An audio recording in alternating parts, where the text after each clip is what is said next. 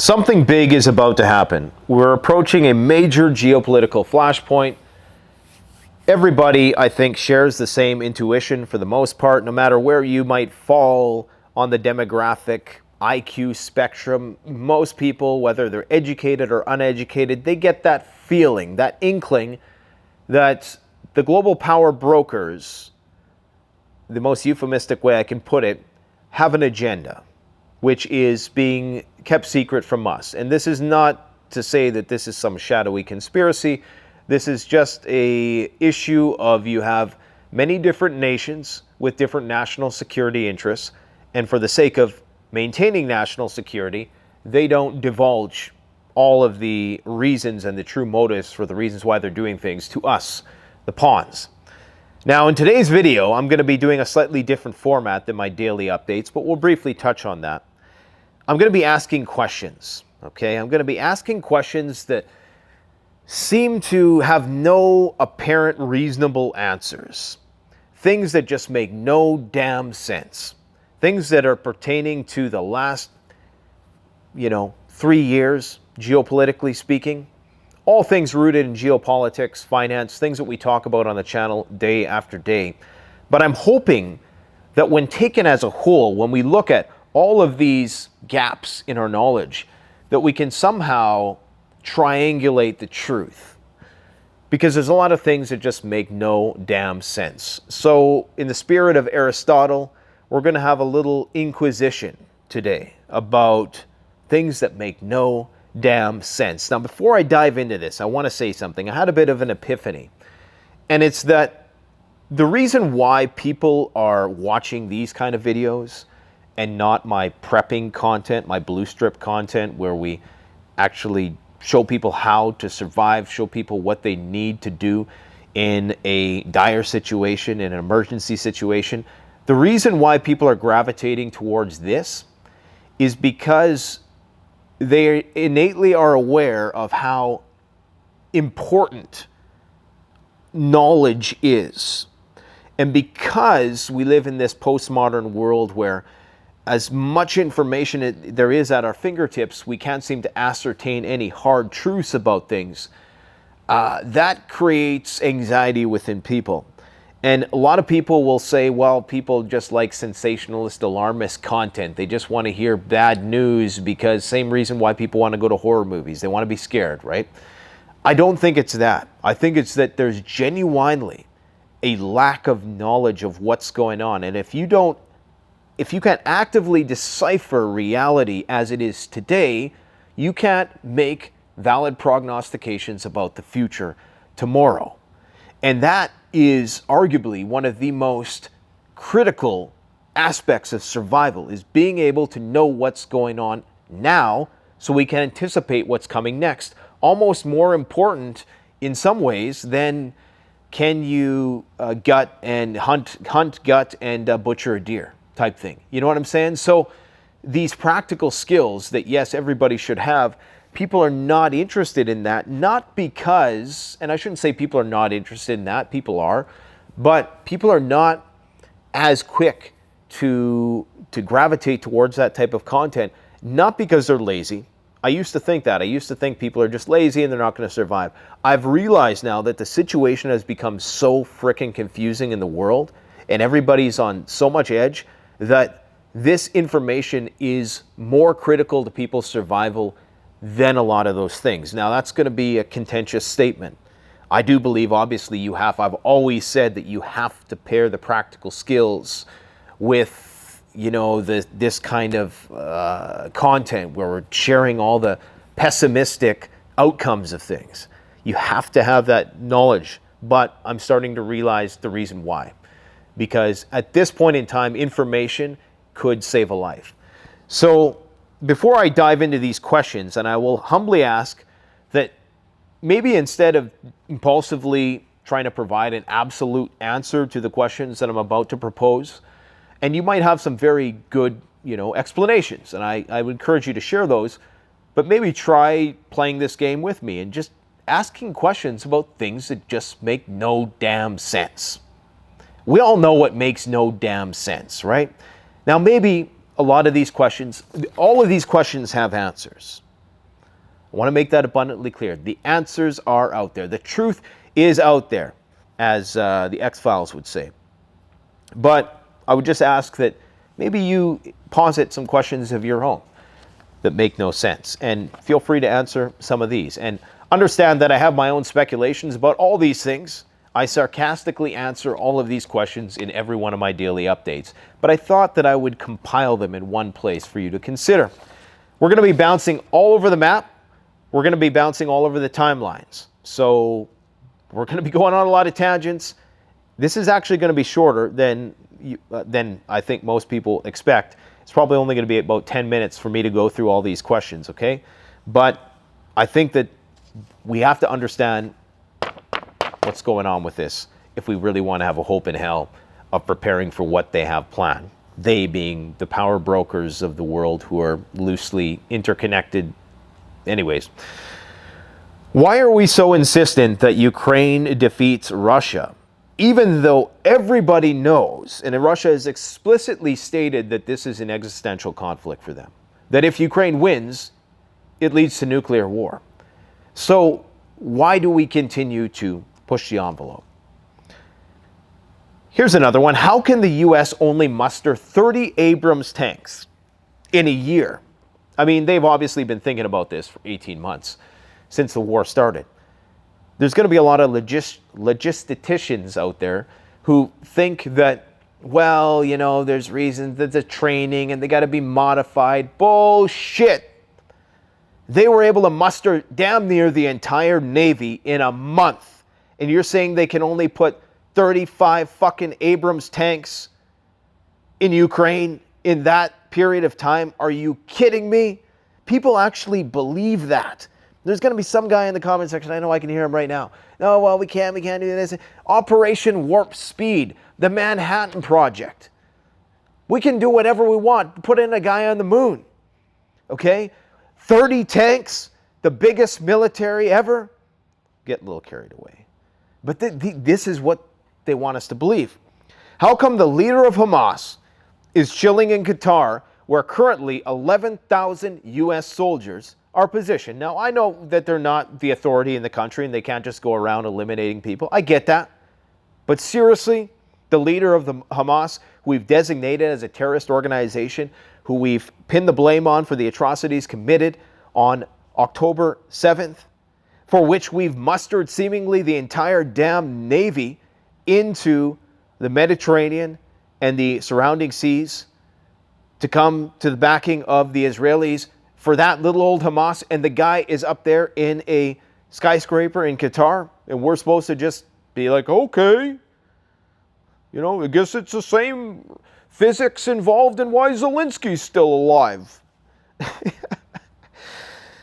Oh, I kill me. How come they completely shut down the economy to save a few old people who in every other damn day of the year, from decades preceding, all the way since the dawn of time, they couldn't give a fuck about? I was going to save that one for last, but, you know. Centralization before the war.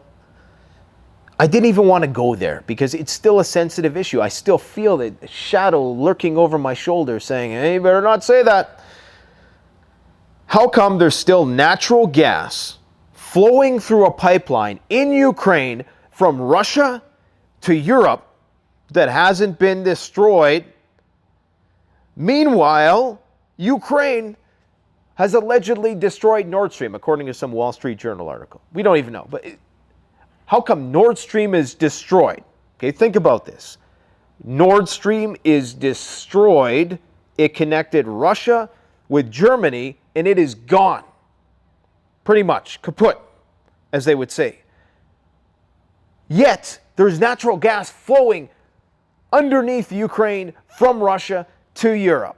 The contract ends, I think, in 2025. Now, I know there's explanations. I know there's answers for it. But these are things that make you go,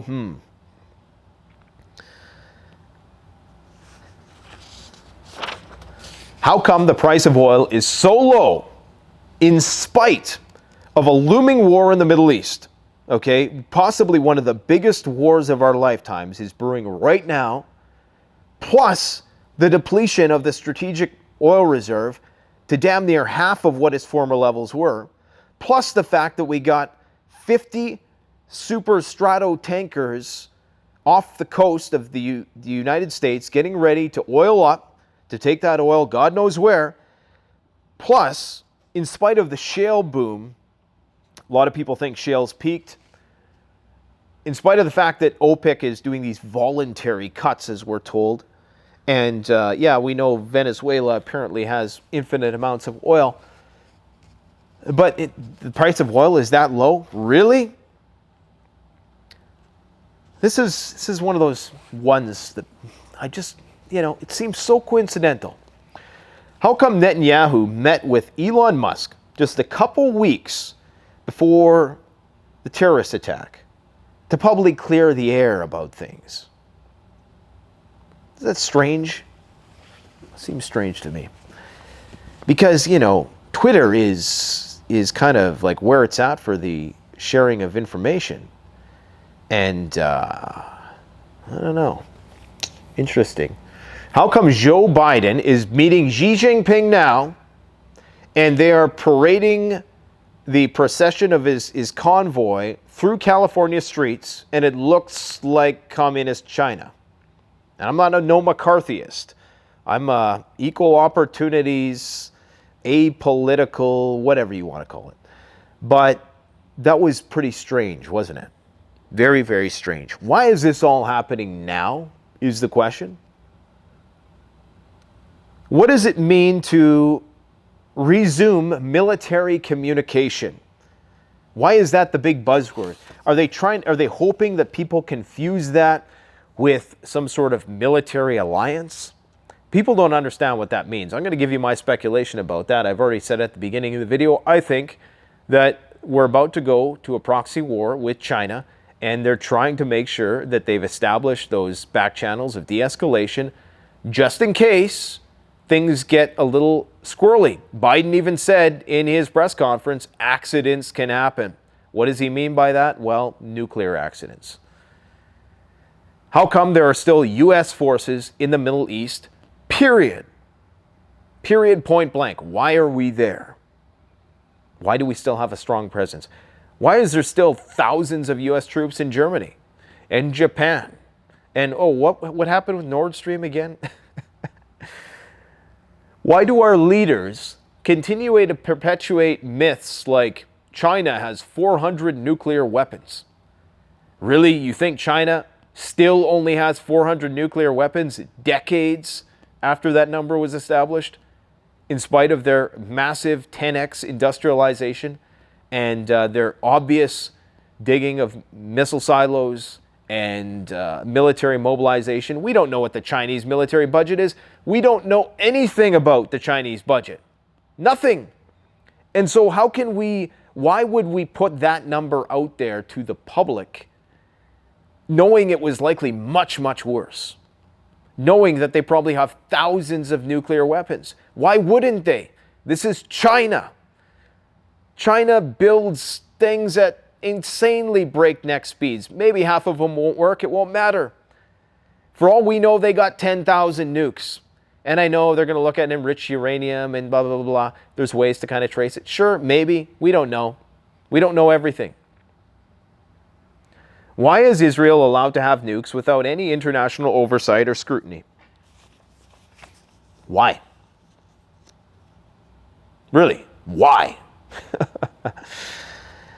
Is that looking over my shoulder here? Moving target.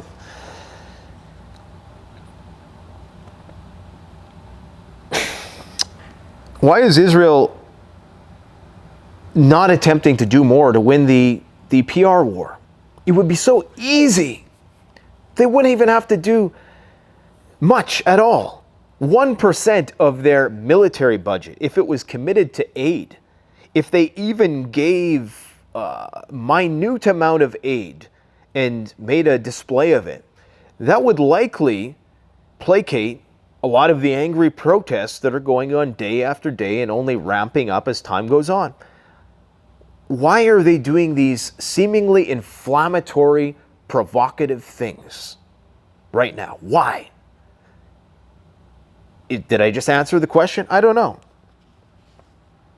I don't know, guys. I don't have the answers to these questions. That's why I'm asking you.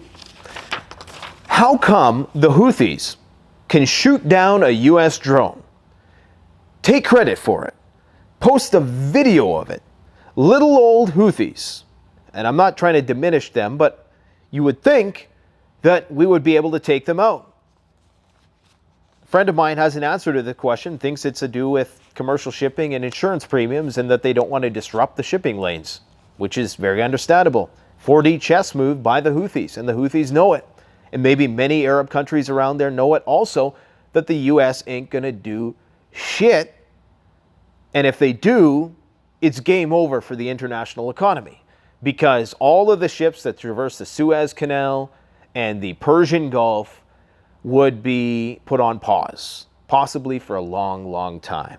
And that, my friends, is the trigger, the linchpin for economic collapse. Remember when that boat turned on its side in the Suez Canal? Well, just imagine if every boat was being fired upon by whoever was trying to enforce some sort of blockade.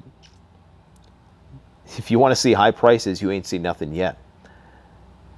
How come Zelensky is still alive? And I'm not saying I want him gone. I don't, obviously. I want him to be there to defend his country. But how come he's still alive? How come you got, if you can go all the way back, and this is an oldie, but an oldie and a goodie, because it's one we've just taken for granted now. They're still calling this a conflict in some circles. Many people are now resigned to the fact that maybe it is more of a special military operation. It was an invasion, there's no doubting that. And bad things were done. It should have never happened. But how is it that he's still there? When the Russians have the pinpoint technology, they have the human intelligence and the signals intelligence to likely put something together after all this time. You can't tell me that they're not getting complacent, that they couldn't have made a bigger show of things.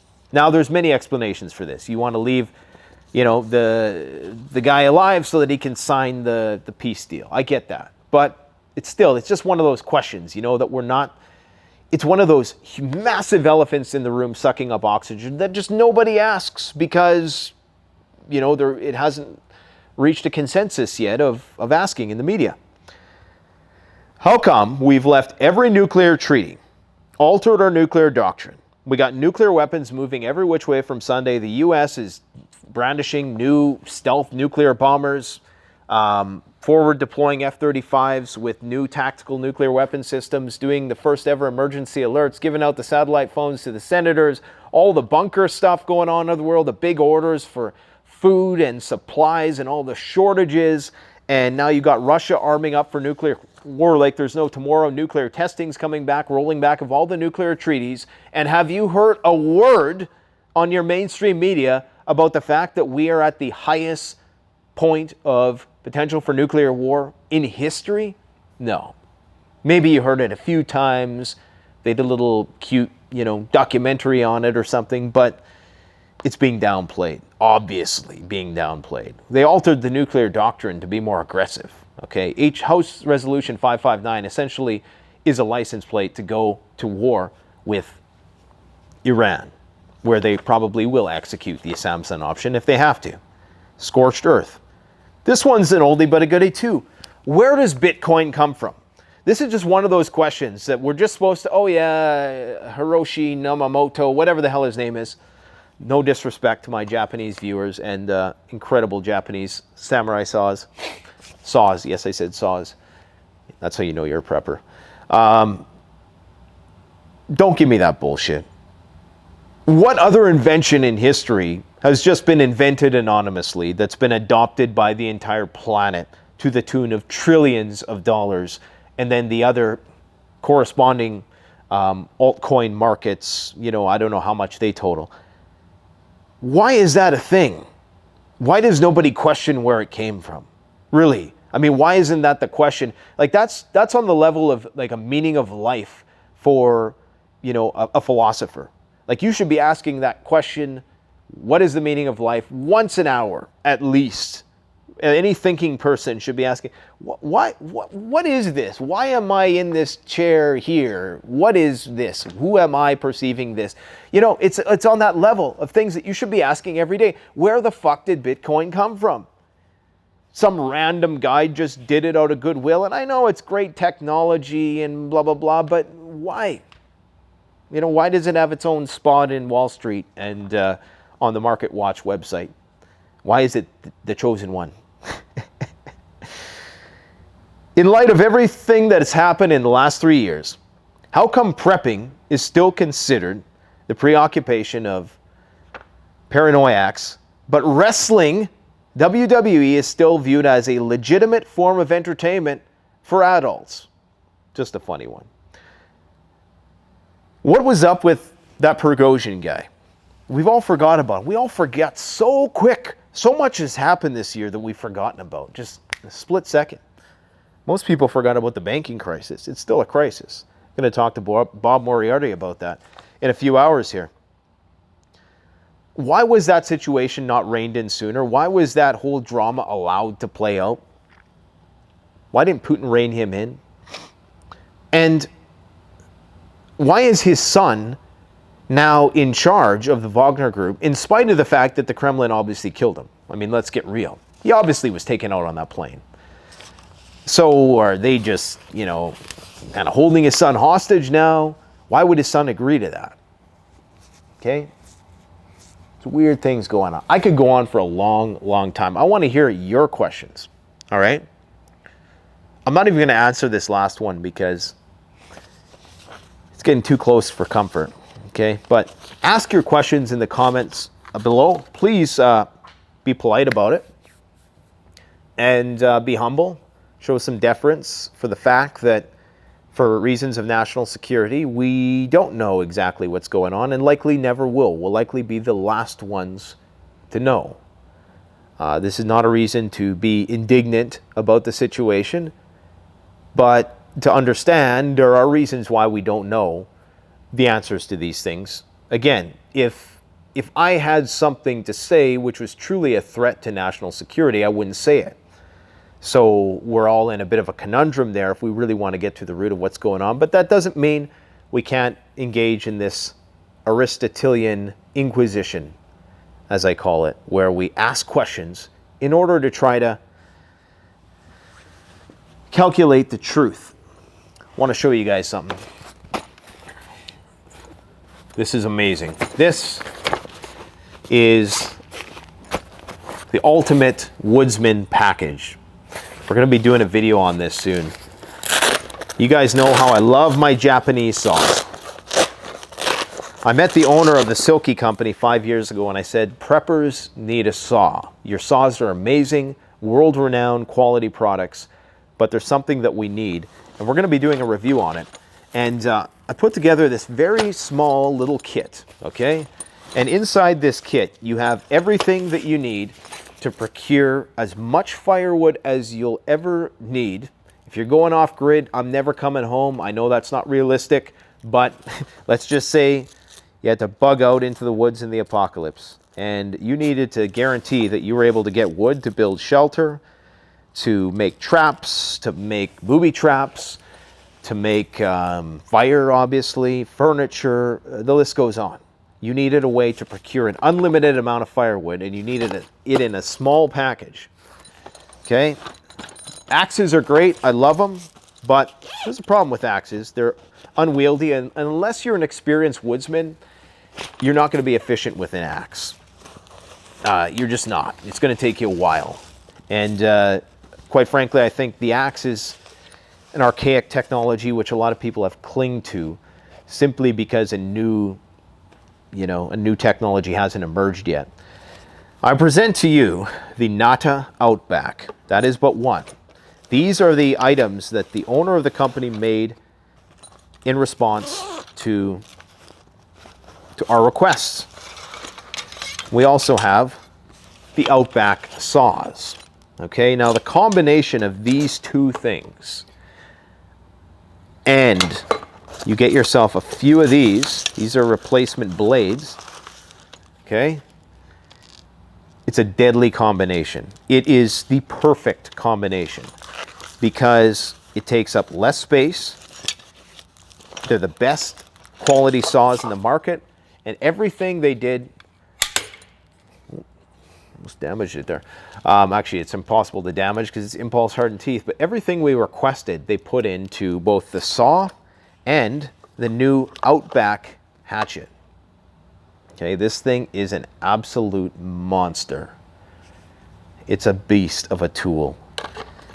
With these two tools, you can pretty much do anything in the woods, with the exception of splitting very large logs, which is a waste of time anyways, when it comes to survival. Everything about these tools are just absolutely incredible, and I would encourage you to stick around and watch our review of this family of products, because this is the #1 tool I would recommend for somebody who had to go out into the woods. Not that fetishized buck saw bullshit. I'm sorry, it's not the 18th century anymore. Nor would I recommend somebody get a small hatchet. If you're going to get a hatchet, it might as well be a boreal style machete hatchet like the Silky Nada. If you got to bring an axe, bring an axe. Axes are great, don't get me wrong. Love my double-sided Wetterhall. Cultivores, good stuff. But anyways, you know where you can get it, CanadianPreparedness.com, and we'll do a 15% off for the saws. And this is just a bug out roll case. Okay, this is heavy duty Cordura. It actually is a part of the whole bug out roll system, and it's modular, and it can actually hang off the roll. I won't explain it all. I gave you too much to think about already in this video. I just wanted to show you guys some things that we're working on. Thanks for watching. Don't forget to like, comment, subscribe. Canadian Prepper out. Oops.